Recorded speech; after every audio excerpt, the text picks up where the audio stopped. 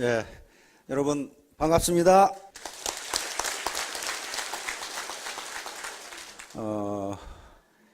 애터미에 가면 돈을 번다는데 이제 본격적으로 돈 버는 얘기를 하려는가 보다.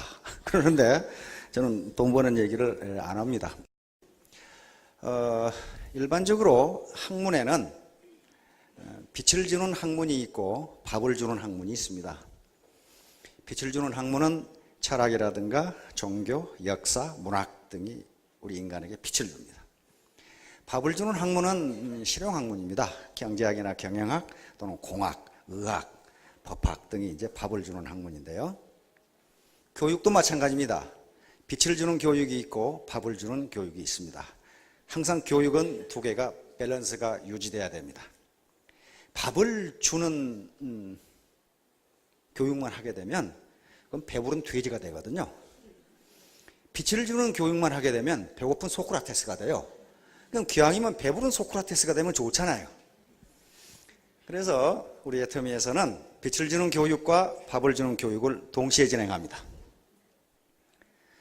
통상 일반적으로 대학에서는 많은 교수들이 있지만은 매우 정확한 얘기를 하는 데는 전혀 도움이 안 되는 얘기만 하는 교수들이 있어요. 그러나 굉장히 정확합니다.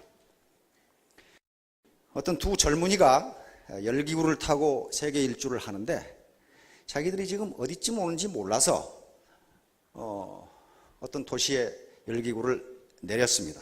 마침 거기가 학생들이 있는 곳으로 봐서 대학이 아닌가 싶었어요. 그런데 그때 마침 아주 근엄한 노신사가 걸어오는 것이 보여서 한 젊은이가 선생님, 저희가 지금 어디 있습니까? 이렇게 물으니까 교수가 노신사가 이상하던 듯이 바라보면서 이 사람들아, 자네들은 지금 기구 안에 있지 않는가? 그 말을 듣고 다른 젊은이가 저분은 교수임에 틀림없네. 매우 정확하지만 우리에게는 아무런 도움이 안 되니 말이야. 그런 경우가 많아요. 한 몸무게가 한 80kg 되는 아가씨가 다이어트를 하기 위해서 의사를 찾아갔습니다.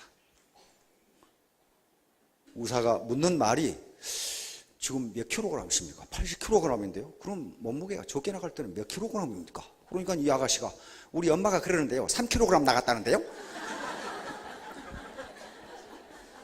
그 매우 정확하지만 의사한테는 아무런 도움이 안 되는 그러나 우리 애터미는 항상 빛과 빵을 동시에 주는 교육을 진행합니다. 오늘 신문을 보니까 미국의 이 근 위축증, 루르에릭 백인가 걸린 그 꼬마 아가씨 있죠?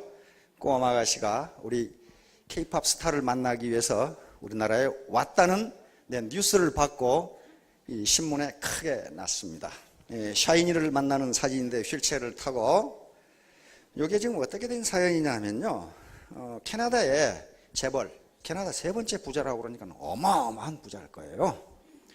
그분이 몸이 아파서 병원에 치료를 받았는데 그 간호사가 굉장히 친절하게 해줬어요. 여러분들 간호사 그건 아가씨 생각하는데 할머니입니다. 66세 할머니. 미국은 그렇죠. 미국이나 캐나다 다 그래요. 스튜어디스 그러면 아가씨 생각하는데 스튜어디스가 백발이 허연 할머니가 나타나죠. 그런데 이 할머니 간호사가 그 재벌에게 굉장히 친절하게 잘해줬어요. 그 재벌이 혹시 소원이 없느냐? 내가 소원을 들어주겠다. 그랬더니 이 할머니가 의외의 소원을 얘기한 겁니다. 우리 꼬마딸의 소원을 들어줘야 돼. 꼬마딸이 지금 의사들이 말하기는 많이 살아야 5년. 지금 걷지도 못하고 휠체어 타고 있는데 이 소원을 들어주라는 거야. 그 소원이 뭐냐 그랬더니 한국에 가고 싶다 이렇게 됐어요. 한국에 뭐하러? 샤이니를 만나보러. 그래서 이 재벌이 깜짝 놀래가지고 그 소원을 들어주마 해서 어제 왔습니다. 어제. 그만큼 현재 우리 K-팝이 세계를 강타하고 있습니다. 특히 동남아시아뿐만 아니고 저쪽 중동에까지, 남미, 미국에까지 요 꼬마애도 지금 걷지도 못하고 하는데 K-팝 스타들의 노래를 들으면서 희망을 찾아가고 있다 이 말이에요. 그래서 한국어를 배우고 있고 꼬만데 그 정도 유력이 강합니다. 그래서 앞으로 만약에 터미가 해외로 진출하게 되면 지금 뭐 갑자기 할 수는 없는 일이니까 동남아시아나 중국하고는 지금 FTA를 하고 있죠. 그게 FTA가 타결이 되고 해서 그 시장에 진출하게 되면 우리가 문화적 우위성을 가지고 있기 때문에 아마 굉장히 빠른 속도로 폭발적으로 성장하리라고 지금 그렇게 생각이 됩니다. 그래서 현재 K-팝의 가장 큰 수혜자는 대기업. 뚫지 못하는 시장이 계속 뚫리는 거예요. 뚫리고 폭발적으로 수요가 늘어나는 거예요. 그만큼 문화의 유력은 셉니다. 그냥 상품 잘 만들어서 팔면 되겠지. 천만의 말씀이에요. 그렇게 되지 않습니다. 문화라고 하는, 칼처라고 하는 것이 그만큼 강력해요. 자, 오늘 제가 하려고 하는 강의는 시간 낭비죄입니다. 네, 시간 낭비죄.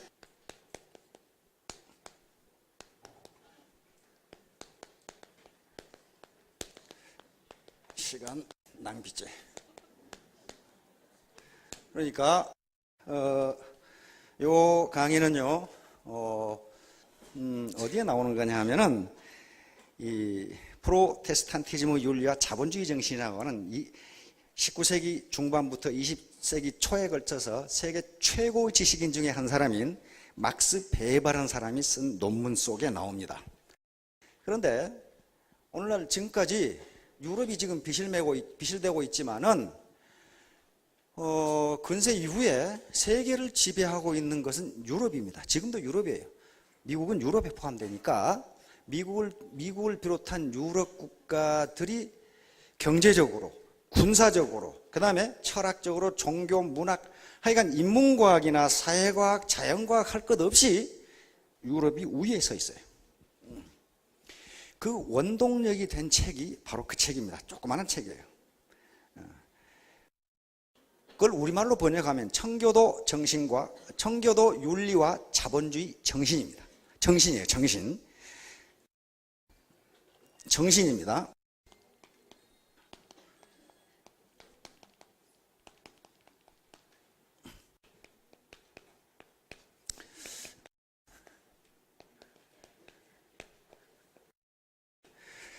그러니까 여기에 자본주의 정신이 나온단 말이에요. 청교도, 이건 청교도입니다.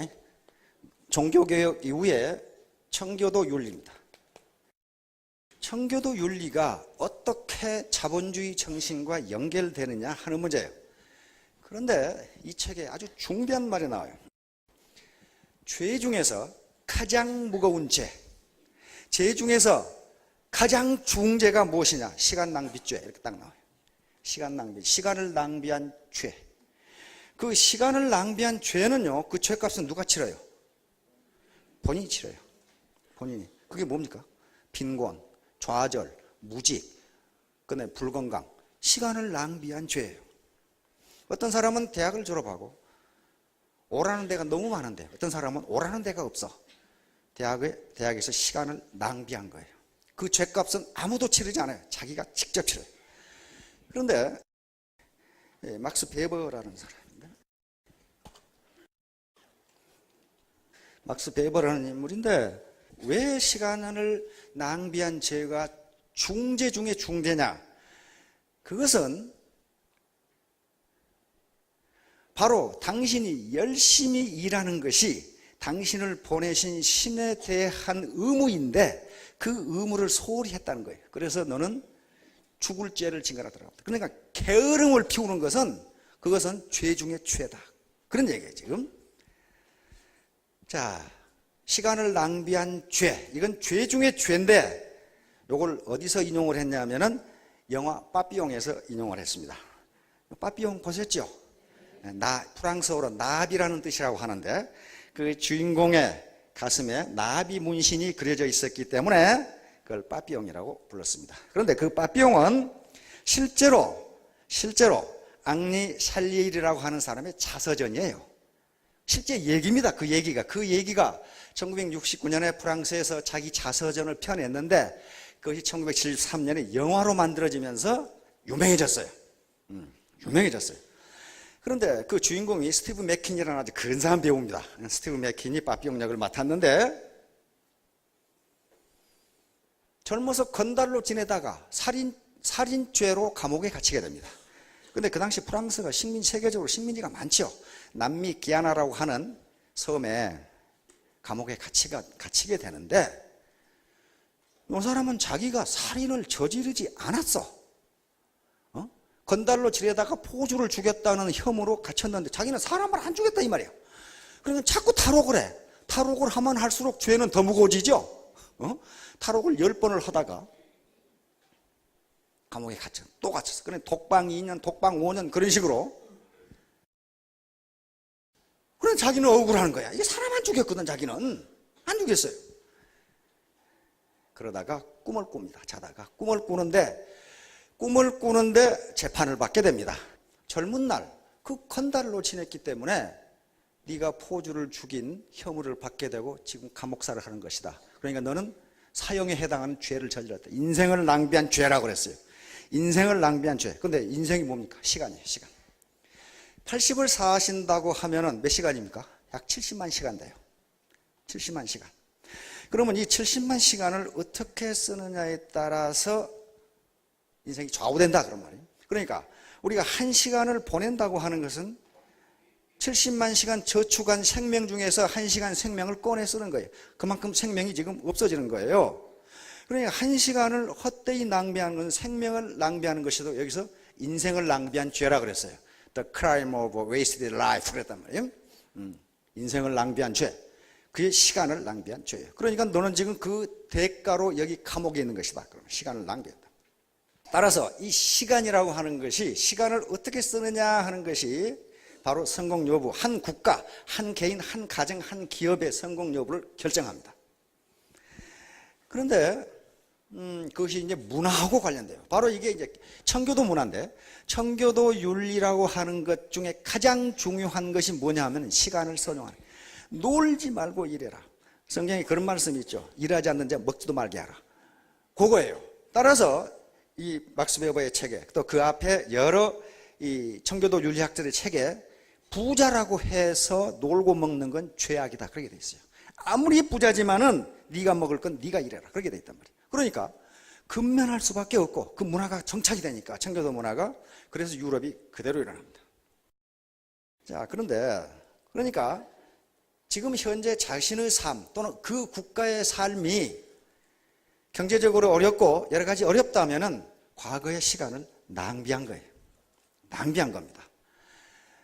몇 년 전에 하버드 대학에서 사무엘 헌팅턴이라고 하는 아주 세계적인 지식인이 지금 돌아가셨어요.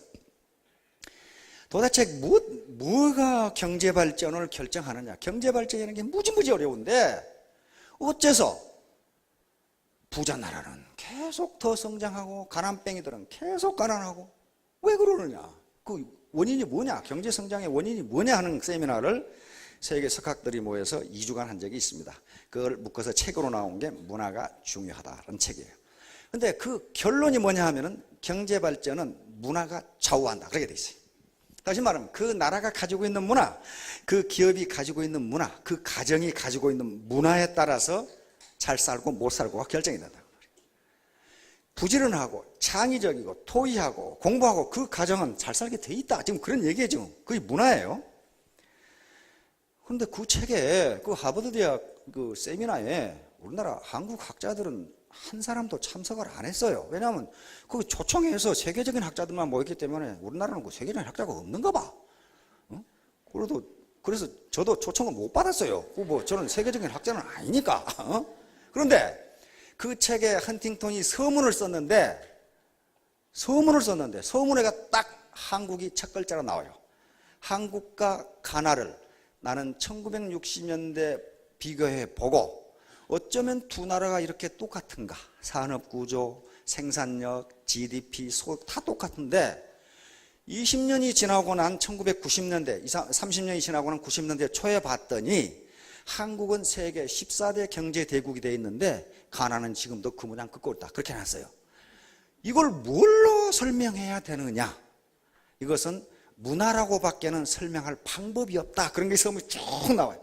근데 헌팅턴은 그 얘기를 그 책만 쓴 것이 아니라 이 양반이 글 쓴 데마다 그걸 써놨어요. 한국과 가나는. 가나 사람들은 기분 무지무지 나빴을 거예요. 그거 맨날 이 양반이 한 군데만 쓰면 되지 말이지. 내가 여러 군데서 봤어요. 그냥만 그 글 써놓은 걸. 근데 우리 오바마 대통령께서는 자기 아버지 고향이 저 나라가 케냐잖아요. 이 양반은 이원설만 하면 한국은 그렇게 했는데 케냐는 왜 그러냐 또 그래요 또. 왜냐면 가나를 비교하는 게 아니라 한국하고 케냐를 계속 비교해가지고 한국을 보라 이거야. 그런데 왜 케냐는 지금도 그 모양 그 꼴이냐고 자꾸 얘기를 해요. 그래서 제가 세계은행과 IMF에서 발표한 통계를 찾아봤습니다. 한국과 가나, 케냐가 어떻게 되는가.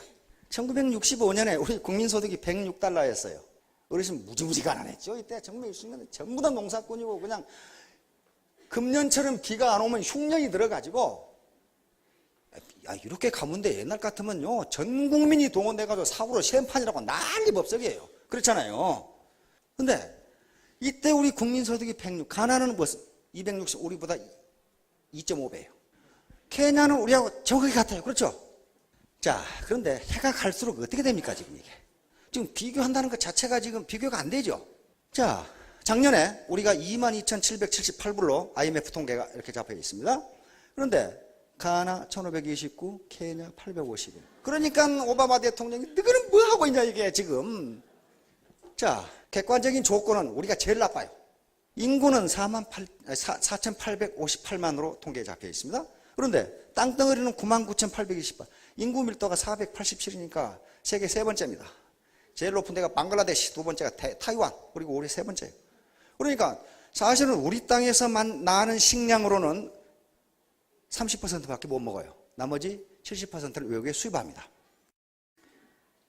그러니까 흉년 들어도 옛날 같으면 굶어 죽는데 굶어 죽는 사람보다 지금 다이어트라고 난리 법석이잖아요. 워낙 많이 사오니까. 워낙 많이 사. 공산품을 팔아서, 서비스를 팔아서 그렇게 사와요. 자, 그런데 가나, 우리 절반이죠, 인구가? 땅덩어리는 이거 봐요. 우리의 2.3배예요. 케냐는 땅덩어리가 우리의 6배예요. 거기다가 이 나라는요, 자원이 무지무지 많아요. 석유도 나고, 다이아몬드 나고 무지무지 나요. 그러니까 객관적인 환경적 요건은요, 우리가 제일 불리한데, 우리가 46년 동안에 우리 소득이 215배가 증가했더라고. 근데 두 나라는 5.8배, 8.1배 그런 것밖에 증가를 안 했어요. 그래서 헌팅턴은 이 차이를 뭘로 설명해야 되느냐? 자원이라든가 환경이라든가 인구라든가 그런 건 설명이 되지를 않는단 말이야 지금. 그럼 원조를 덜 해줬느냐? 선진국들이 아프리카에 원조 무지무지 해줬어요. 그런데 이게 밑빠진 독에 물붓기야. 이걸 뭘로 설명해야 되느냐? 헌팅턴 결론은 이것은 문화라고 밖에는 설명할 방법이 없다. 그러면서 가나가 또 기분 나쁘게 생각할까 봐 한국은 경제가 발전하고 성장할 수 있는 문화를 가지고 있지만 가나는 그렇지 않은 측면이 있다. 딱 일어났어요. 그러니까 한국은 그동안에 시간을 선용했고 두 나라는 시간을 낭비한 거예요. 그 시간을 낭비한 죄가 지금 빈곤이라는 함정에 빠진 거예요. 그러니까 모든 인간에게 가장 공평하게 주어진 게 시간인데 이 시간을 어떻게 활용하느냐에 따라 어떤 나라 또는 어떤 개인은 기적을 이뤄내고 어떤 나라나 어떤 가정, 어떤 개인은 절망에 빠진다. 그런 말이에요 지금. 시간은요 부자라고 해서 더 많이 주는 것도 아니고 가난한 사람에게 덜 주는 것도 아니에요. 똑같이 주는데 똑같이 주는 시간을 누가 더 효율적으로 생산성을 더 발전하냐에 따라서 결과가 달라진다. 지금 그런 얘기입니다. 지금 그래서 요 문화인데 요 문화가 뭐하고 관련되느냐 하면 전부 시간을 어떻게 활용하는. 필리핀에 가보셨으면 알겠지만은 도대체 젊은 애들이 학교에 가는 놈이 없어. 맨날 자빠져 놀아. 게을러 터져가지고. 와, 그놈들 무슨 부럽고 싸는데 보니까 이건 거북이 계열한 것 같아. 우리 같으면 신경질나서 그런가 한나절에 뚝딱 해치우는 것을 그러고 앉아 있어요. 뭐예요? 시간 낭비야. 시간 낭비. 학교에 가서 공부하고 운동하고 뭘 배우고 그럴 나이에 전부 놀고 있어. 전부 놀고 있어요. 그건 뭐예요? 절망적이라는 거예요. 절망적. 그 시간 낭비예요. 그 시간 낭비죄를 스스로 질 수밖에 없어요. 이거 보세요. 각 나라가 환경이 또 다 다르니까 뭐 환경 때문에 그렇다 이렇게 이야기할 수가 있는데 그렇지가 않다 이 말이에요. 미국 등 세계 각국에 이민한 한국인들을 치고요 못 사는 사람이 없어요. 굉장히 열심히 일해요. 세계 각지의 중국인들 간 곳마다 차이나타운 만들어 놓고 다 잘 살아요. 유대인들은 더 잘 살아요. 세계 가는 곳마다 더 잘 살아요. 그러면 그 지역에 있는 그 본토민보다 더 잘 살아, 이 사람들이 가가지고. 그렇죠? 그럼 환경 탓을 할 수가 없잖아요. 외부에서 굴러온 돌이 박힌 돌보다 더 잘 살아. 그럼 그들이 가지고 있는 문화가 그 토착 문화보다 바로 성장에 더 유리한 문화를 가지고 있다는 거예요. 미국에 있는 멕시칸, 스페니시, 아프리카인들 굉장히 가난해요. 자, 그 다음에 북미, 즉 미국하고 캐나다하고 중남미 국가를 비교해 보면 미국과 캐나다는 세계 최고의 선진국입니다. 소득이 제일 많은, 가장 많은 국가 중에 하나예요. 그런데 북미나 중남미나 전부 다 이민 국가들입니다. 본토인들이 아니에요. 그렇죠? 저쪽 유럽에서 건너왔어요. 저쪽에 남미는 주로 이제 스페인 계통 그쪽으로 많이, 포르투갈 이쪽으로 넘어왔고, 그리고 이제 인디오들, 흑인들 잡아다가 뭐 노예로 했으니까 똑같아요. 인구 구성이 똑같아요. 똑같은데 어떻게 요 이민국가, 똑같은 이민국가인데 북미는 잘 살고 중남미는 지금도 헤매고 있느냐, 이런 문제예요. 자원 양쪽 다 많아요. 오히려 밑에 중남미가 자원이 더 많아요. 그런데 못 산단 말이야. 그래서 그 세미나에서 결론도 남미의 경제적 정체는 문화로밖에는 설명할 방법이 없다 그랬어요. 그러니까 남미 학자들이 노발대발 해가지고, 그런데 지금은 다 인정해요. 맞다. 그래, 맞다. 우리 문화는 경제 성장과 잘 맞지 않다. 뭐 이렇게 돼 있어요. 자, 일본과 독일 2차 대전 때 제일 많이 부서진 데가 두 나라예요. 그렇죠? 독일은 거의 완전히 황폐화됐고 일본도 그렇고. 그런데 어떻게 되어버렸습니까? 전후에 2등, 3등의 경제대국이 되어버렸어요. 이 나라 국민들이 가지고 있는 이런 정신들입니다. 근면, 준법정신, 장인정신, 기업가정신, 정직과 신용, 시장윤리와 신용, 이런 것들, 이런 문화가 그 동일한 시간을 생산성이 높게 만들어줬다, 그런 얘기예요. 지금 다른 이 두 나라가 자원이 많습니까? 우리하고 똑같아요. 자원 없어요. 전부 수입해야 돼. 그런데 이렇게 됐어요. 체제도 하나의 문화를 제약하는 요인으로 작용해요. 가장 전형적인 예가 우리하고 북한이에요. 민족 같지요, 역사 같지요, 마을 같지요. 오히려 자원은 저쪽이 많아요. 그렇지 않아요? 일제가 물러가면서 북한은 중공업지대, 중화학공업, 남쪽은 농업지대 이렇게 만들어가지고 해방 후에 전기를 어디서 갖다 썼어요? 북한에서 갖다 썼어요. 압록강 수풍발전선 있죠? 부정강 수력발전소 등등. 흥남해가 흥남 비료공장이 있었어요. 그렇죠? 남쪽에는 비료공장이 하나도 없어요. 북쪽에가 발전소와 중화공업이 다 있었어. 46년에 분당이 되면서 북한에서 남쪽으로 송전하는 전기를 끊어버렸어요. 그럼 어떻게 돼요? 전기의 92%를 상실합니다. 전기가 없어, 전기가. 그렇게 저쪽이 유리했어요. 유리했는데 지금 어때요? 거지 중에 상거지가 된 거죠. 그게 체제의 잘못이, 체제의 잘못이. 집단지성이 아니라 개별지성으로 이끌기 때문에 그래요. 자, 이게 자본주의 정신이에요. 이게 아주 무지무지하게 중요한데요. 그 막스 베베의 조그마한 책이, 마르크스 들어보셨죠? 공산주의 이론. 마르크스는 공산주의 이론이라 안 그러고 자본주의 분석이에요. 자본론이에요.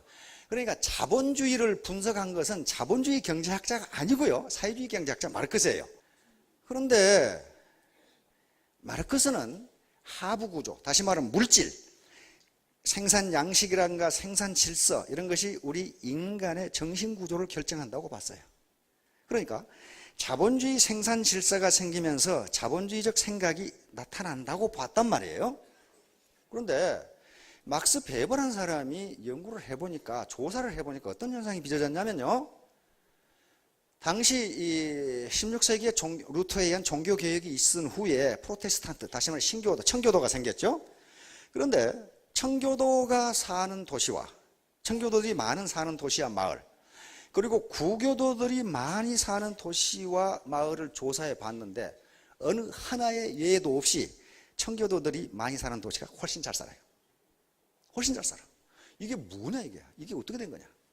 그래서 나온 책이 그 논문인데, 그것은 막스 베버가 발견한 것은 자본주의 경제 질서가 생기기 전에 자본주의 정신이 먼저 생겼다는 거예요. 그 정신에 따라서 자본주의 체제를 구축했다는 거예요. 그러니까 마르크스처럼 물질이 정신을 지배하는 것이 아니고 정신이 물질을 지배한다. 그걸 실증적으로 밝혀낸 거예요. 그래서 결국 우리 공산주의는 망했죠. 그게 아주 공산주의의 모순을 지적할 수 있는 아주 결정적 이론적 도구가 됩니다. 그러니까 이 자본주의 정신이 뭐냐 이게. 자본주의 정신이 바로 청교도 윤리예요. 부자가 되고 잘 살려면은 그냥 아무렇게나 해서 되는 것이 아니고 그 경제활동 밑바닥에 어떤 윤리가 있어야 됩니다. 윤리 도덕이 깔리지 않으면 그건 절대로 잘 살 수 없다. 그런 얘기예요 지금. 근데 서구가 이렇게 지금 세계를 지배하고 있는 것이 이 자본주의 정신이에요. 다시 말하면 그 자본주의 정신이 뭐냐 하면은 청교도 정신입니다. 자, 이제 먼저 아담 스미스부터. 아담 스미스는 잘 아실 겁니다. 국부론, 도덕감정론이라는 책으로 유명한데 여기서 바로 자유시장경제, 자본주의 시장경제의 이론적 그리고 사상적 배경을 명확하게 밝혔어요. 그래서 이 양반을 경제학의 아버지 또는 경제학의 시작 이렇게 이야기하는 게 이 양반 이전에는요 중상주의라는 게 있었습니다. 중상주의는 상업을 통해서 부를 획득해야 되는데 부는 무엇이냐? 국가의 부는 국부는 금은보석이다. 요걸 많이 가진 나라가 부자다. 그렇게 생각했어요. 금은보석. 그리고 국가가 잘 사는 것과 국민이 잘 사는 것은 양립할 수 없다. 국가가 부강해지려면 국민을 사정없이 수탈해가지고 국민을 못 살게 만들어야 국가가 부강해진다. 그렇게 생각했어요. 그러니까 국민의 경제적 복지와 국가의 부강은 서로 길이 다르다. 그런 말이에요. 그래서 무지무지하게 백성을 착취를 했어요. 그 다음에 무역이라는 것은 상호 이익이 되는 무역은 없고 한 나라가 다른 나라를 착취하는 게 무역이다. 그렇게 생각해서 사정없이 금은 보석을 끌고 왔어요. 아담 스미스는 그게 아니라고 생각해요. 아담 스미스는 경제학자가 아닙니다. 이 사람은 도덕철학자예요. 그 당시 경제학이라는 게 없으니까 도덕적으로 그것은 옳지 않다는 거예요. 그리고 국민에게 경제적 자유를 주는 것 이것이 도덕적으로 옳다는 거예요. 옳고 경제적 자유를 주면 정부가 통제하는 것보다 훨씬 경제가 효율적으로 돌아간다는 거예요. 그걸 여러 가지로 증명을 했습니다. 그리고 국가의 부는 금은 보석이 아니고 노동 생산물이다. 다시 말해 오늘날 GDP 국민소득 개념입니다. 국민이 일해서 생산한 것이 국가의 부지 어떻게 금은 보석이 국가의 부냐 그런 얘기예요 지금. 그 다음에 국가 간의 무역도 상호 이익이 되는 무역이 가능하다. 이게 자유무역 이론입니다. 그래서 이 양반이 이게 가장 유명한 게 보이지 않는 손입니다. 모든 사람들이 자신의 이익을 극대화하기 위해서 행동하면 합리적으로 행동하면 사회 전체적으로도 좋다. 그런 말이에요 지금. 그러니까 정부는 가능하면 국민들의 경제생활에 개입하지 말라 하는 그런 얘기입니다. 이게 바로 그 국부론 초판 1776년에 묘하게도 이 책이 나오면서 미국이 독립을 했죠. 그래서 미국이 세계 최강의 자본주의 대국이 됩니다. 다음 존 바르트인데 그냥 우리가 지금 자본주의 경제체제, 사회주의 경제체제, 경제체제라는 것을 만들어낸 사람이에요. 우리 국가 전체의 어떤 경제를 분석을 해야 되겠는데 이게 뭐냐 이게. 그래서 경제체제의 개념을 만들어냈어요. 우리는 자본주의다, 내는 사회주의다. 자, 그래서 자본주의가 뭔가 하는 것을 규정한 사람이 존 바르트라고 하는 독일의 최고의 지식인 중에 한 사람입니다. 그런데 이 양반 특징이 뒤에 이제 막스 베버가 나오지만은 막스 베버는 청교도 정신, 근면하고 낭비하지 않고 사치하지 않고 저축하고 그리고 투자하고 그것이 경제 발전의 원동력이다. 요 막스하고 둘이 친구입니다. 친구예요. 지금 같이 논문도 쓰고 같이 이런 사람이에요. 그런데 이 양반은 제목이 뭐예요? 사랑과 사치와 자본주의.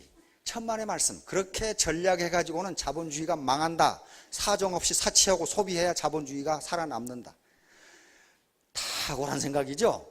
앞에 사랑이 왜 들어갔냐면요, 자기 마누라 말고 자유스럽게 연애를 해야 그 여자한테 잘 보이게 해서 사정없이 사치품을 사주니까, 그러면 사치품을 만드는 중소기업과 장인들이 먹고 살고 거기에 원료 된 놈들이 또 먹고 살고, 그래서 죄다 먹고 산다. 그래서 부자들은 가능하면 사치를 해야 된다고 주장한 사람이야.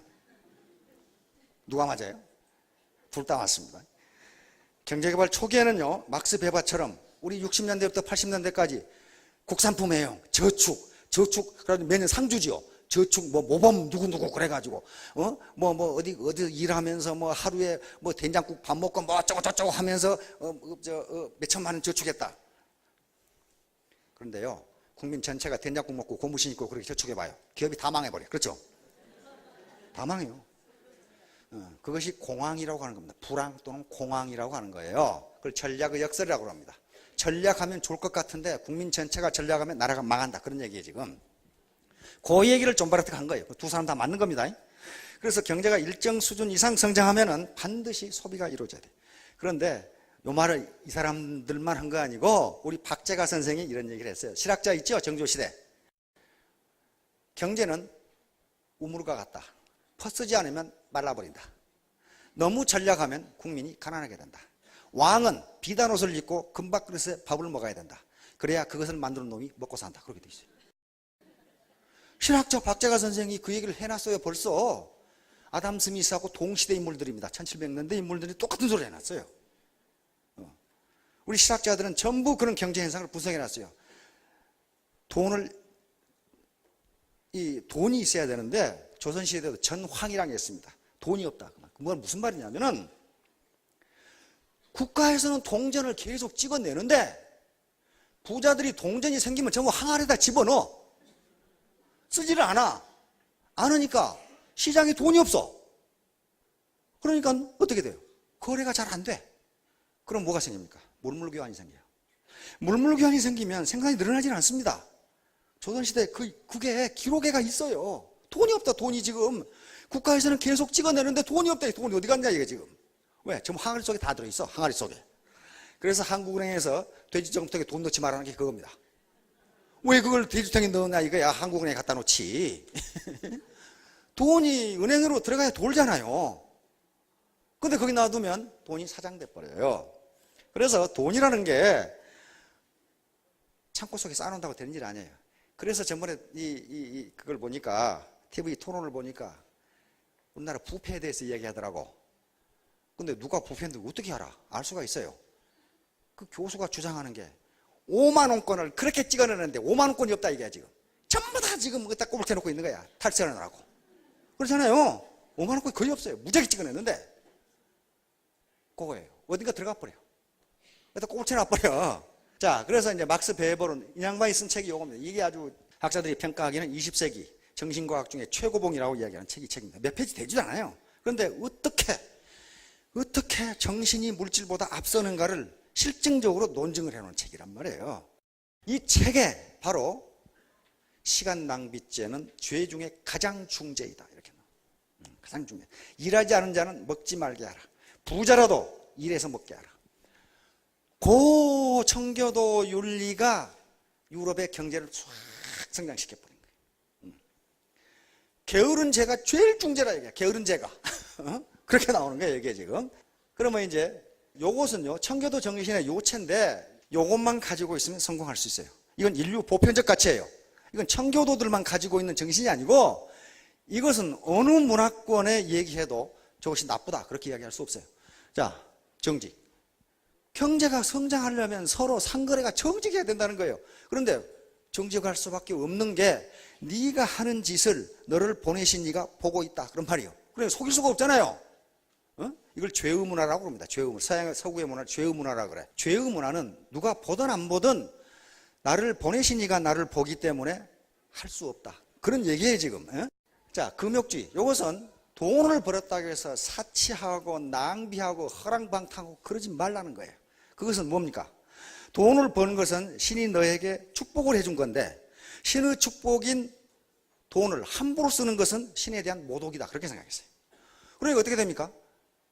저축이 이루어지고 투자가 이루어지죠. 자본이 형성된단 말이에요, 여기서. 그 다음에 천직식. 영어로 직업을 콜링이라고 합니다. 콜링 또는 보케이션. 보케이션. 요 콜링, 이걸 직업이라고 그러는데, 직업. 저 말이 무슨 말이에요? 부르심이야, 부르심. 부르심. 보케이션도 보이스에서 왔으니까 저것도 부르심이에요. 그러니까 내가 지금 애터미 사업을 하는 것은 내가 하고 싶어 한 것이 아니라 나를 보내신 이가 네 직업은 이거라고 지정해 준다는 거예요. 그러는 경우에 왜 시간 낭비죄가 가장 중죄가 되냐 하면 너는 이 일을 하라고 신이 나에게 그 직업을 주었는데 시간을 낭비하는 것은 뭐예요?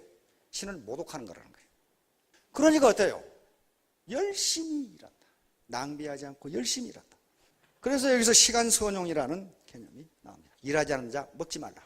부자라도 네 먹을 건 네가 일해라. 그 얘기에 지금 근면 여기 나오죠. 신뢰. 서로 믿을 수 있어야 된다. 그 다음에 성실, 구제. 이게 아무리 돈 있다고 너 혼자 허랑방탕 쓰지 말라는 거예요. 어려운 사람은 구제하고.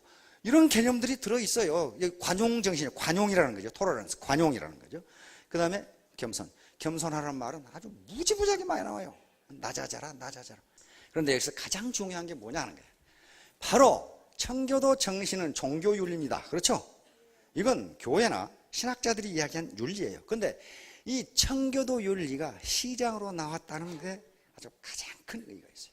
청교도 정신이, 청교도 윤리가 시장 윤리가 된 거예요. 이게 어마어마한 거예요. 이건 그냥 만들어낸 윤리 가지고는 그렇게 되질 않습니다. 우리도 효도라고 하는 굉장히 형이상학적 가치를 가지고 있었어요. 그런데 그것이 가정 내의 윤리로 끝나버렸어요. 그것이 시장으로 나오지를 못했어. 그래서 지금까지 우리가 많이 헤맸던 겁니다. 만약에 효도라고 하는 윤리가 시장으로 나왔으면 어떻게 되겠어요? 자기 할머니, 자기 어머니, 자기 부모들이 자실 물건에다가 이상한 걸 넣을 수가 없죠. 그건 불효가 되거든. 그렇죠? 남을 속이는 것은 신을 속이는 것이 된다. 그러면 우리가 만약에 효도라는 윤리가 시장 윤리로 나왔더라면은 지금처럼 불량품을 만들지 않는다. 남을 속이지 않는다. 자기 할아버지, 할머니, 삼촌을 속입니까? 안 속이는 거, 속이면 그건 아주 이상한 놈이죠. 죽을 죄를 지는 거죠.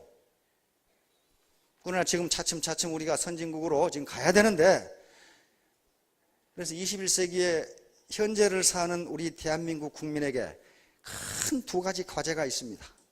두 가지 과제가 뭐냐 하면은 우리 대한민국의 선진화와 그리고 또 하나는 통일이에요. 두 가지예요. 선진화와 통일. 근데 두 개 다 아주 무지무지하게 어려워. 어떻게 선진화할 것이냐? 선진화해야 되거든요. 어떤 고차원의 윤리가 시장으로 나와야 되고, 그리고 북한을 포용할 수 있는 힘과 그다음에 도덕성이 있어야 된단 말이에요. 두 가지 외에 또 뭐 더 큰 게 있어요? 선진화와 통일. 그게 이루어지면 우리는 아마 강성한 국가가 될 겁니다. 자, 그 다음에 시간은 생명이고 인생이다. 80년을 산다고 하면 70만 시간인데 하루 24시간 중에 12시간 일한다고 합시다. 그럼 35만 시간밖에 안 남아요. 그렇죠? 12시간 일하면 이것을 어떻게 쓰느냐, 어떻게 효율적으로 쓰냐에 따라서 결정된다. 시간은 생명이니까 1시간 잘못 쓰면 1시간 생명을 그냥 낭비해버린 것이 된다. 그리고 시간은 만인 평등입니다. 누가 똑같이 주어져요. 젊은 사람이건 나이 든 분이건 부자건 가난한 사람이건. 시간은 외적으로 주어진 것이고 내 마음의 결의야, 결심이야. 내가 어떻게 살아야 되겠다고 생각하느냐. 요게 두 가지가 합해지면서 시간의 생산성이 나오는 거죠. 자, 시간 낭비죄가 여기 나옵니다. 이 양반이 처음에 얘기했어요. 리처드 버크스터라는 양반이 청교도 윤리의 대표적인 인물인데 바로 시간을 낭비하는 것이 인간의 죄 중에서 가장 중죄다 하는 이것을 막스 베버가 인용한 겁니다. 자, 이게 이제 파피용에서 이걸 인용을 한 겁니다. 이게 앙리 살리에라는 프랑스 사람인데 이 책이 1969년에 나왔는데 이걸 73년에 스티브 맥킨이 주인공이 되면서 영화로 만들어지면서 유명해집니다. 자, 이게 포스터입니다. 이건 지금 파피용이 맨 마지막 악마의 섬에서 탈출하는 광경입니다. 자유를 찾아서 탈출합니다. 자, 이게 감옥이고 여기서 이렇게 잠자다가 이제 꿈을 꿉니다. 그런데 아주 인상적인 장면이 몇 개 있어요. 탈옥을 하려면 어떻게 해야 됩니까? 힘이 있어야 돼. 체력이 딸려, 체력. 그래서 이 장면은요, 기어다니는 바퀴와 지네를 잡아먹는 광경입니다. 그 다음에 폭방에 갇혀 있으니 체력이 딸리죠. 예, 운동하는 장면입니다. 이 정도 의지는 있어야 돼요. 이 정도. 결국 탈출에 성공했어요. 그래서 자서전을 쓴 겁니다. 나비처럼 탈출을 했어요. 거의 70대가 다 돼 탈출했어요. 스티브 맥킨이 파피용 역으로 나온 아주 멋있는 신사죠. 여기에서 인생을 낭비한 죄, 너는 그 사형에 해당한다. 그래서 저희가 인정을 하죠. 나는 인생을 낭비했다. guilty, 유죄다. 라고 인정을 합니다. 그러면 시간을 어떻게 할 거냐? 아이젠하워 법칙을 말씀드리겠습니다. 아이젠하워는 미국의 대통령입니다. 그렇죠? 그런데 이 양반은 하도 복잡한 일을 많이 했기 때문에 어떻게 하면 이 일을 효율적으로 해낼 수 있을까 하는 걸 자기가 생각을 했고 이것이 아이젠하워 법칙이 됐고 지금은 거의 모든 시간관리 책에서 이걸 소개합니다. 이렇게 하라. 간단합니다. 왜 일하는 만큼 성과가 안 나느냐? 그야 시간을 낭비하기 때문에 그래요. 여기서 지금까지 게으르게 살아오신 분 아마 한 분도 안 계실 거예요. 정말 밤부터 저녁까지 그냥 무지 뼈 빠지게 일했는데 사는 게 이 모양 이 꼴이다. 그건 뭐예요? 시간 낭비. 열심히 일한다고 생산성이 있는 게 아닙니다. 뭘 열심히 하느냐? 쓸데없는 일을 열심히 하면 체력만 딸리지 소득이 오르질 않아요. 이게 뭐 아무것도 아닌데 이걸 실천하는 게 어려워요. 이 양반은 자기가 하는 일이 하도 복잡하니까. 그래서 이렇게 네 가지로 나눴어요. 긴급하고도 중요한 거, 긴급하진 않지만 중요한 거, 중요하지 않으면서 긴급한데 중요하지 않은 거, 긴급하지도 않고 중요하지도 않은 거. 얼핏 생각하면 나는 긴급하고 중요한 일만 해. 그런데 학자들이 조사를 해보니까 우리나라 사람들이 거의 대부분 시간을 어디다 쓰냐 하면은 긴급하지도 않고 중요하다는 여기에 다 써요. 여기다. 나는 안 그러는데 천만의 말씀. 이게 뭐가 있을까요? 긴급하지도 않고 중요하지도 않은 거. 텔레비전 보는 거라니까. 연속극 봐야 돼. 연속극. 길에서 속도 위반하는 놈 보면 연속극 보러 가려고 그렇게 빨리 가. 뭐 중요한 일을 하러 가려고 하는 것도 아니야. 그 다음에 많이 허비하는 시간 요거. 긴급한데 중요하지 않은 거. 요즘 스팸 메일 무지무지하게 들어오고 집에서 일하고 있는데 별로 반갑지 않은 누가 와가지고 가라고 할 수도 없고 이야기할 수도 없고 계속 쓸 때면 차 한잔 놔두고 몇 시간 이야기하고 요게 시간이 무지무지 들어요. 일반적으로 학자들은 뭘 권하냐 하면은 요것에 시간을 많이 쓰라는 거예요. 긴급하지는 않은데 중요한 일이 있다. 예를 들면 내 건강관리를 하는 거. 지금 오늘 내가 병원에 안 가도 당장 죽는 건 아니에요. 그러나 건강 체크를 하고 미리미리 체크하는 것은 무지무지 중요합니다. 부모님한테 전화하고 뭐 하는 거. 오늘 부모님한테 전화 안 한다고 해서 무슨 부모 자식 간이 끊어지거나 그런 건 없습니다. 그러나 중요한 일이에요. 그렇죠? 긴급하지는 않지만 중요해요. 그러니까 사업을 하시게 되면 자기 파트너라든가 이런 사람과 교류를 하고 인간관계를 맺고 하는 것이 오늘 당장 않는다고 사단이 벌어지는 것은 아니지만은 그것이 쌓이다 보면 나중에 네트워크가 이상하게 돼요. 인간관계가 이상하게 된다고. 자, 공부를 한다든가 하는 것도 오늘 무슨 책을 읽는다? 그거 급하지 않아요. 내일 읽어도 돼. 그러나 계속 미루다 보면 자기 잠재력이 성장을 하지 않아요. 시간을 낭비하는 것이 된다고요. 자, 그래서 이게 긴급하고 중요한 일은 우리가 얼마든지 알 수 있어요. 내가 사업을 하는데 거래처하고 무슨 문제가 생겼다. 이건 긴급하고 중요한 얘기예요, 지금. 우리 파트너가 자동차를 타고 가다 자동차가 교통사고가 났다. 이건 긴급하고도 중요한 문제예요, 지금. 그럼 빨리빨리 처리해요. 그 다음에 지금 오늘 5시까지 결제일이 마감이다. 이거 해야 되죠. 상사가 오늘 5시까지 뭐 기한을 해서 올리라고 한다. 그거 해내야 되죠. 긴급하고도 중요한 일이에요. 그거 안 하면은 인사고과가 형편없이 될 거예요. 이건 긴급하고도 중요한 일은요, 금방 알아. 금방 알죠. 이거 해내야 되겠구나. 그러나 긴급하지 않은데 중요한 일은 잘 몰라. 안 해. 이거 다음에 하지 뭐. 그러시고 아이젠하워는 책상도 이렇게 정리했어요. 하도 서류가 많으니까 이렇게 정리하지 않으면 일이 안 된다는 거예요. A, B, C, D 이렇게 해놓고 이건 지금 해야 할 일. 여기는 다른 이의 도움을 받아야 할 것들. 이건 어떻게 되는 거야? 물어보고 결제하는 것들. 그 다음에 여기는 버려야 할 것들. 어떤 젊은이가 자기가 이렇게 책상 정리를 해봤더니, 집안 정리를 해봤더니 버려야 할 것이 제일 많더랍니다.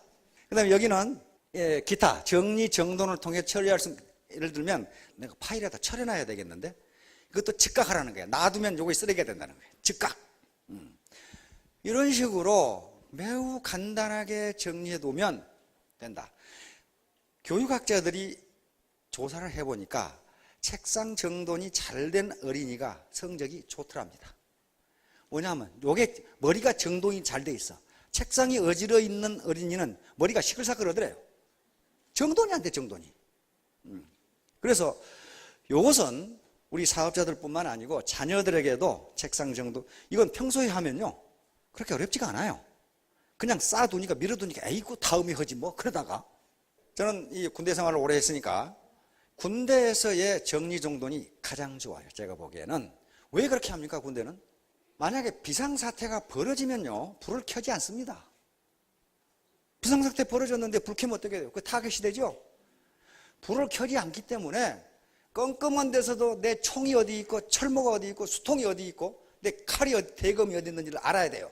항상 그 자리가 있어. 그러니까 눈 떠서 잡으면 내 총이 딱 잡히도록 그렇게 돼 있단 말이에요. 그래서 뒤집어 쓰면 철모, 탄띠, 칼 이렇게 다 돼 있어요. 배낭.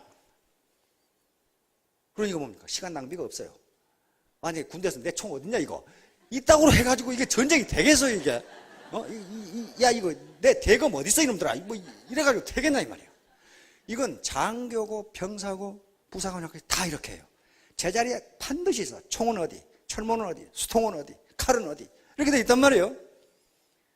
자, 그래서 이 톰 피터슨은 이렇게 얘기를 했는데 요것만 낭비를 해도요 기업주의 입장에서 어떻게 됩니까?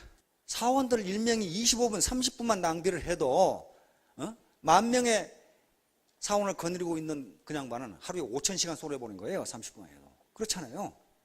여기 생산성이 떨어져요. 그러니까 제자리에 꼭 그 자리에 있어야 하는 부분이 있고 반드시 거기에 있어야 된다. 그 얘기에 지금 요건 자이베르트는 세계적인 독일 사람인데 세계적인 시간관리 학자입니다. 물건을 꺼냈으면 제자리에 다시 갖다 놓는다. 이거 못하는, 이거 어려워서 못하는 분이 있어요. 하기 싫어 못해. 아이고 다음에 갖다 주지. 그래가지고 잊어버리고 어디다 둔지를 모르겠어. 그것을 열었으면 닫아둔다.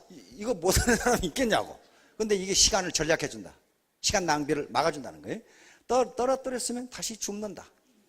밑으로 내려놨으면 다시 걸어둔다. 살 것이 있으면 즉시 써놓는다.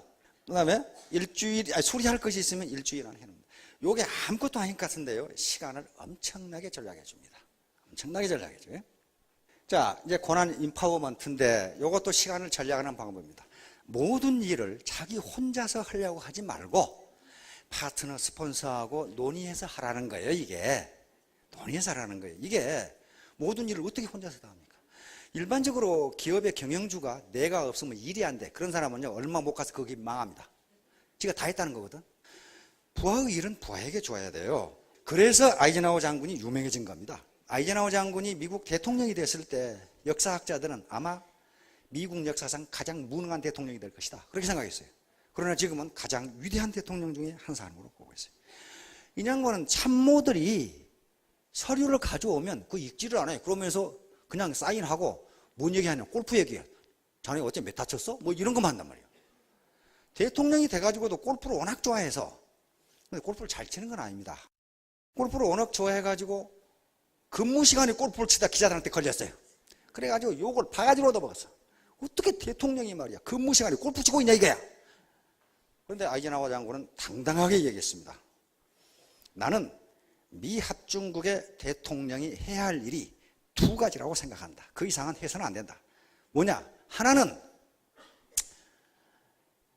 어떤 직책에 누가 가장 적합한 인물인가를 찾아서 그 자리에 앉히는 일, 그리고 그 사람을 믿어주는 일, 그거죠. 또 하나는 국무성과 국방성, 미국에서 가장 센 데가 두 개거든요. 국무성과 국방성이 동일한 문제를 가지고 서로 자기가 옳다고 싸우고 있을 때 내가 가만히 들어보고 누구 말이 옳은지 손을 들어주는 일, 이 두 가지 일밖에는 대통령은 다른 일을 해서는 안 된다 그랬어요. 그런데 나는 골프 칠 때 그 결정을 가장 잘할 수 있다. 그러므로 나는 앞으로 근무 시간에 계속 골프를 칠 것이다. 왜? 그걸 직접 진짜로 그렇게 했어요. 그렇게 했어. 그래서 항상 이 양반은 돌아다니면서 기자들 뭔가 크게 성공을 하면은 이건 내가 한 게 아니고 저 사람이 그걸 그렇게 했다고 말이야. 부하들을 계속 칭찬하는 거야. 그러니까 전기 작가 그려놨어요. 그렇게 자기가 한 일은 아무것도 없다고 그러고 부하들을 칭찬했는데 그러면 아이젠하워 대통령의 권위가 떨어져야 되는데 점점 올라가더라고 말이야.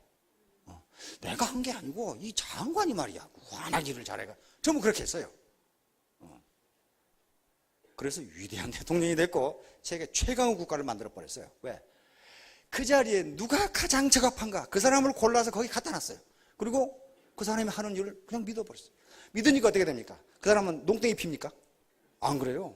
믿어주는데 더 열심히 하죠.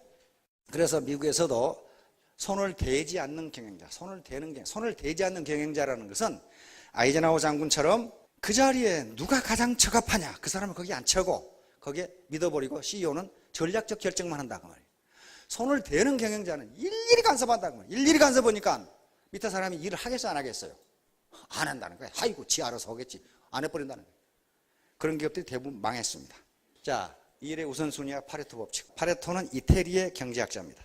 또 사회학자이고 철학자이고 공학자입니다. 원래 공대를 나온 양반이 공학자인데 이태리에서 이 양반이 이태리의 토지, 땅, 그 당시는 경제의 중심이 토지지요. 토지를 누가 얼마나 가지고 있는가를 조사해 봤어요. 그랬더니 이태리 국민의 20%가 80%의 토지를 가지고 있더랍니다. 그러니까 20%의 국민들이 부의 80%를 가지고 있어요. 그래서 이태리만 그런가 하고 유럽을 다 조사해 봤더니 유럽의 어느 나라도 딱 맞아요. 20%의 사람들이 80%의 재산을 가지고 있어요. 이상하다. 그래서 자기 뜰에 완두콩을 조사해 봤어요. 완두콩을 심어놨는데, 그런데 완두콩 꼭지에 20%에 80% 알이 들어있더랍니다. 20%의 꼬투리에 알의 80%가 들어있다. 그런 말이에요. 이거 자연법칙으로구나. 20, 80의 법칙이. 그래서 이걸 주란이라는 사람이 일본에 컨설팅을 하면서, 일본이 지금 오늘날 일본이 된 것은 그 주란이라는 데밍이라는 두 사람 때문에 그랬어요. 이 양반이 일본의 품질 관리 컨설팅을 하면서 봤더니 품질 문제의 80%가 20%의 부품에서 나오더라. 그걸 발견했어요. 그래서 그 뒤로 모든 사회과학자들이 사회 현상을 조사해 보니까 다 20, 80%. 회사의 80%의 매출을 20% 사원이 올린다. 그렇게 돼 있어요. 우리 연예계의 소득의 80%를 20% 연예인들이 올린다. 그리고 모든 회사의 20% 아이템이 그 회사 매출의 80%를 차지해.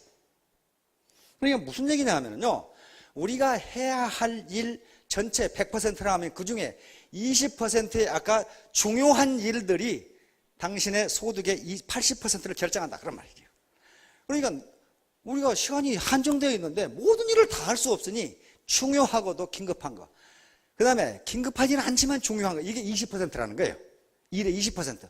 여기에 시간을 집중하면 시간 낭비하지 않고 성공할 수 있다. 이게 파레토의 20, 80 법칙입니다. 조사해 봤더니 여자의 80%는 보통이고 20%는 미인이더랍니다. 자기가 어디 속했는지를 한번 스스로, 저는 판단 능력이 없으니까. 자, 유엔 개발계, UNDP, 유엔의 한 기관이죠. 이게 20, 80 법칙이 세계적으로 성립하나 보자 하고 했더니 어떻습니까? 세계 20%의 부자가 세계 소득의 82.7%를 차지한다. 정확하게 맞죠. 그래서 여러분 80%에 들어가고 싶어요? 20%에 들어가고 싶어요? 20%에 들어가셔야 됩니다. 이것은 능력으로 되는 게 아닙니다. 자기 의지로 되는 겁니다. 의지로. 끝까지 물고 늘어지면 될 수 있어요. 끝까지 포기하지 말고. 이게 지금 조사해온 건데 80% 매출은 20% 고객이 올려준다. 이런 얘기입니다. 그 다음에 여러분 휴대폰에 저장된 번호 중 20%와 80% 통화한다. 쓸데없는 전화번호 무지무지 들어있어요. 전화 통화하는 것은 몇 개 안 돼. 자, 결론적으로 정중 회장님의 시간 낭비와 관련돼서 정중 회장님은 정말 한 시간도 낭비하지 않은 분입니다. 정중 회장님의 모토가 요겁니다. 읽은 천하문화사. 이게 지금 현대 가문의 가훈으로 돼 있어요. 요 정중 회장님의 좌우명이었어요. 이게 뭡니까? 한결같이 부지런하면 천하에 어려운 것이 없다. 그냥 뭐 소 2마리 훔쳐가지고 나와서 성공한 분 아니에요. 정말 부지런했어요. 그래서 사원들이 이거 안 됩니다. 그럼 뭐라고 그랬습니까? 화를 버럭 냈죠. 해보기나 했어. 해보고 안 된다고 되는지 안 되는지 보고를 하라 그 말이에요. 그 정경련 회장 하실 때 그 정경련 건물을 짓는데 기사들이 그 마감 기간까지, 그러니까 완공 기간까지 왜 안 되는지 자세히 분석해서 정중 회장님의 보고를 하니까 분석 잘했네. 그렇게 분석해가지고 그때까지 해보게 이렇게 한 거예요. 그래서 그때까지 했어요 또. 그런 양반이. 그러니까 한결같이 읽은, 한결같이 부지런하면 천하에 어려운 일이 없다. 이건 머리가 좋아야 그렇다. 정중 회장님 나는 머리가 무지 좋다고 생각하지 않습니다. 그 뚝심감, 밀어붙임, 그 부지런함, 근면함. 항상 새벽 6시에 출근하셨죠? 그래가지고 아주 죽을 뻔했어요. 그 며느리들은 그럼 몇 시에 일어나겠어? 이 양반이 6시에 출근하셔야 되니까 새벽에 일어나서 밥을 지어서 드려야 되니까. 그래서 이것이 현대 가문의 지금 가훈이 됩니다. 그 다음에 진인사 대천명. 네가 할 일을 다 하고, 인간으로서 할 일을 다 하고 운이 있느니 없느니 그따구 소리 하라. 지금 그 말이에요. 맨뭐 분석해가지고 운이 있느니 없느니 그런 소리 하지 말라. 네가 할 일을 다 했느냐. 요게 시간을 낭비하는 거예요. 반드시 기억하시기 바랍니다. 일근 천하무난사. 부지런하면 천하에 어려운 일이 없다. 게으르니까 문제가 생깁니다. 게으르니까. 서양 속담은 격언 요거 있죠. 하늘은 스스로 돕는 자를 돕는다. 자기 자신을 자기가 안 돕는데, 내가 지금 성공하려고 부지런하게 일을 하지 않는데 누가 나를 부자로 만들어주냐. 하늘이 나를 부자로 만들어주냔 말이에요. 네? 배가 침몰하는데 선장이 고함을 질렀어요. 혹시 여기 기도하시는 목사님 없으니까. 목사님이 내가 목사입니다. 아 그래요. 목사님은 계속 기도하시고 나머지는 탈출.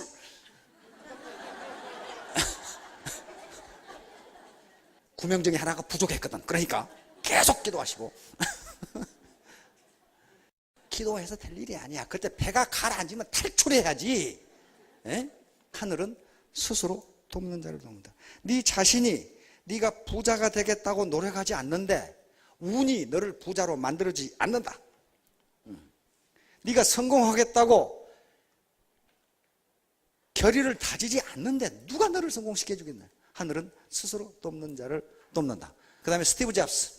아주 유명한 사람입니다. 대학 안 나왔어요. 그런데 세계 최고 대학 중에 하나인 스탠퍼드 대학에서 졸업연설을 했습니다. 미국의 졸업연설은요 아무나 하는 게 아닙니다. 졸업연설자를 1년 전에 정합니다. 그래서 대학의 졸업식의 가장 하이라이트가 그날 졸업연설자의 연설을 듣는 거예요. 아주 기가 막힌 얘기라거든요. 스탠퍼드 대학 마지막 졸업연설에 이 말을 하죠. Stay hungry, stay foolish.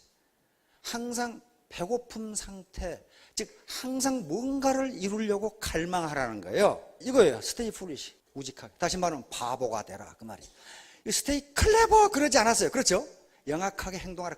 Stay foolish. 다시 말하면 네가 다 안다고 설치지 말라는 거야. 항상 듣고 배우는 자세로 임해라. 겸손하라 그 말. 겸손하지 않으면 자기가 바보처럼 행동하지 않아요. 지가 똑똑한 놈처럼 행동한 놈 치고 똑똑한 놈 한 놈도 없더라. 그 말이거든요. 지금. 아이젠하워 장군이 어렸을 때 얘기입니다. 형제가 많았어요. 아이젠하워 장군이 말이 없고 바보처럼 보였는데 바보가 아니야. 그냥 바보가 어떻게 대통령이 됩니까? 동네 아이들이 바보라고 놀리는데 어떻게 놀렸느냐? 미국 돈에 10센트짜리가 있고 5센트짜리가 있죠. 니클이 있고 다임이 있고 그런단 말이에요. 그런데 5센트짜리가 더 크고 빛이 반짝반짝해요. 그러면 아이젠하워를 어떻게 놀렸냐 하면 5센트하고 큰 5센트하고 작은 10센트하고 놔두고 하나 집어가라. 그러면 아이젠하워는 항상 크고 빛이 번쩍번쩍 나는 5센트를 집어갔어요. 다임을. 그러니까 아이들이 껄껄거리며 저 바보 작지만 저게도 가치가 2배나 되는데, 근데 항상 아이젠하워는 5센트만 집어. 동네 할아버지가 하도 안 됐었어요. 얘야, 이게 작지만은 가치가 2배란다. 그러니까 아이젠하워가 하는 대답이 저도 알아요. 그런데 그걸 집으면 다시는 그 돈놀이를 안 해요. 그러면 내가 못 벌잖아요. 누가 바보예요? 누가 바보냐고 지금. 그러니까 자기가 똑똑한 놈이라고 생각한 놈은 진짜 바보예요. 그놈. 그래서 스테이 풀리시 그런 거예요. 항상 나무 말을 듣고 겸손하라. 겸손하지 않으면 자기가 풀리시처럼 행동하지 않아요. 자기가 클레버처럼 행동하면은 성공하지 못한다. 그런 말. 그래서 여시구 함께 더불어갈 여자입니다. 때시 함께 굳자 나아갈 진짜입니다. 그러니까 네트워크 마케팅은 혼자 성공 못합니다. 여시구진하는 시대의 흐름에 맞춰서 함께 전진하자 그 말이에요. 함께. 나 혼자가 아니고 함께 전진하자. 시대의 흐름에 맞춘다는 건 뭡니까? 옛날 캐캐묵은 농경시대나 산업화 시대 패러다임 말고 지금 지식정보화 시대를 넘어서 창조 시대로 넘어가는데 이 시대에 맞는 사고 구조. 내가 왕년에 그건 찾지 마시고 내가 현재와 미래에 어떻게 살 것인가를 요것에 중점을 두시고 여시고 함께 전진하자. 인양반 말은요 자기 체험에서 나온 말이기 때문에 책상머리에 나온 얘기가 아닙니다. 인양반은 학교라고는 초등학교 3개월 다닌 것밖에 없어요. 그런데 무지무지 지금 시간을 아주 인양반 자서전을 읽으면 어떻게 인간이 이렇게 일을 할 수 있냐 하는 정도로 일을 했어요. 그래서 성공한 거예요. 뭐 때문에? 자기 어머니를 실망시켜주지 않으려고. 목적은 그거예요. 자기 어머니를 실망시켜드리지 않으려고. 자기 담임 선생이 나는 내가 교사 생활하면서 이렇게 대가리 나쁜 놈 처음 봤다고 그랬거든. 그런데 어머니가 그걸 항의를 했어. 난 우리 아들을 그렇게 생각하지 않는다. 우리 아들은 굉장한 능력을 가지고 있다. 그 말을 듣고 에디슨이 거기다 썼어요. 나는 평생 실망시켜드려서는 안 될 분을 갖게 되었다. 이렇게 딱 써놨어. 자기 편을 들어줬거든. 엄마가 바보라고 그랬는데. 뭐 때문에 바보라고 그랬느냐. 계란 품고 앉아있고 그랬죠. 자기도 병아리 깐다고 계란 품고 앉아있고. 그 다음에 그 선생님이 목사님이었는데 물과 불은 반대다. 그러니까 에디슨이 항의를 했어요. 뜨거운 물도 뜨겁고 불도 뜨거운데 왜 반대냐 말이야. 똑같지. 그러니까 이 선생님이 화를 내가지고 나 이렇게 대가리 나쁜 놈 처음 봤다고 그랬거든. 근데 어머니가 그렇지 않다. 나는 우리 아들을 그렇게 생각하지 않는다. 그러니까 거기서 평생 에디슨은 자기 어머니를 실망시켜드리지 않으려고 뼈 빠지게 일했어요. 그래서 1009가지라는 발명품을 만들어냅니다. 자, 이거예요. 시간은 인간이 가지고 있는 유일한 자본이다. 그리고 그것은 절대로 낭비하거나 함부로 허비해서는 안 되는 것이다. 자기가 그렇게 했습니다. 그래서 자기 친구들이 골프를 칠 때도 이 사람은 골프를 안 쳤어요. 골프를 안 치고 뭐 했느냐? 운동을 해야 되죠. 자기 실험실 탁자를 돌아다니면서 나는 운동했다. 그렇게 돼 있어요. 운동했다. 나는 하루에 5시간 이상 잔 적이 없다. 그렇게 일을 했어요. 혼자. 그러니까 오늘 제목이 시간 낭비죄인데, 시간을 낭비하면요, 그 죄값은 자기가 치르는 겁니다. 자기 가족이 치르는 거고 그 국가가 치르는 거예요. 누가 대신 해주는 게 아니에요. 그렇다면 모든 사람에게 똑같이 주어진 시간인데 아이젠하워 장군처럼 중요하고도 긴급한 것, 그 다음에 긴급하지는 않지만 중요한 일, 이게 전체 우리가 해야 할 일의 20%밖에 안 되니까 이건 누구든지 다 할 수 있다 이 말이에요. 그런데 문제는 뭐가 중요하고 긴급하지는 않지만 중요한 일인가 하는 건 누가 판단할 수밖에 없어요. 자기가 판단할 수밖에 없어요. 왜? 누가 안 가르쳐줘요. 왜? 자기가 판단해야 돼. 이게 나한테 중요한가? 이건 자기가 판단해야지. 그건 당신에게 중요해. 그걸 누가 가르쳐 주겠어요. 그래서 그런 걸 판단해서 하여간 끝까지 버텨가지고 모든 분들이 성공하시기 바랍니다. 네, 감사합니다.